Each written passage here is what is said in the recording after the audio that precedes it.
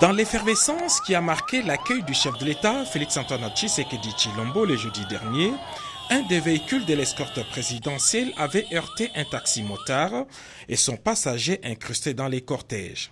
Cette vidéo, devenue virale sur la toile, avait suscité colère et spéculation. Plus de peur que de mal, les deux accidentés, acheminés à l'hôpital le même jour par les services médicaux présidentiels, s'en sont sortis avec une fracture à la jambe pour l'un et des traumatismes pour l'autre. Jonathan Chitea, les motards, et Papi Bandala, reporter d'images au groupe Les Phares, bénéficient des soins appropriés chez HJ Hospital. Ce dimanche, après son culte dominical, le président de la République, Félix-Antoine Tshisekedi Tshilombo, qui suit de très près cette situation, est allé rendre visite aux deux malades pour leur apporter réconfort et compassion. Au pavillon privé de HJ Hospital, Papi et Jonathan, visiblement émus, ont oublié leur douleur le temps d'échanger avec le président de la République. C'est la grâce, c'est Dieu qui a voulu que je sois en vie. Bon, la vie continue. Pour le président de la République, oh, il y a découragé. Nzambe na linga kita musuiza la bongo. Pour lelo ya mususuna kutana mukonzi ya mboka.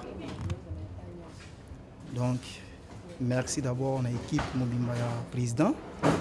Nandenge bazuma pena prise en charge. Non, moi je remercie d'abord le chef de l'État. Parce qu'il est notre chef. C'est le papa, le père de la famille. Que le bon Dieu lui garde encore en vie. Comme il est en train de penser pour nous. Le chef de l'État est allé aussi à la rescousse de Justin Mutombo, jeune combattant de l'UDPS victime des cocktails Molotov à cause de son choix politique. Brûlé au 2e degré, Justin Mutombo est admis en soins intensifs et son bilan médical est rassurant. Nous avons reçu 3 patients, tous de sexe masculin. Le premier a été admis pour une douleur au niveau de la hanche, probablement un traumatisme qu'il avait reçu.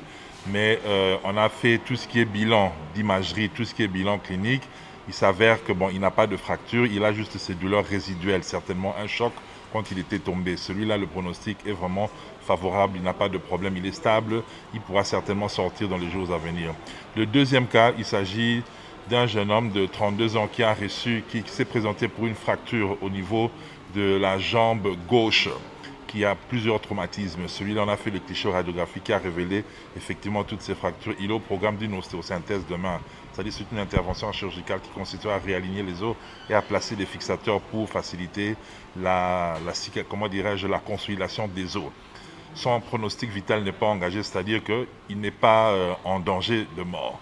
Le troisième cas, il s'agit d'un jeune homme, je crois, de plus ou moins 28 ans, qui a été admis pour brûlure suite à un jet de cocktail Molotov, c'est-à-dire brûlure par essence. La brûlure s'est mitigée première, 2e degré, qui occupe plus ou moins 36% de la surface corporelle, c'est-à-dire sur toute la poitrine.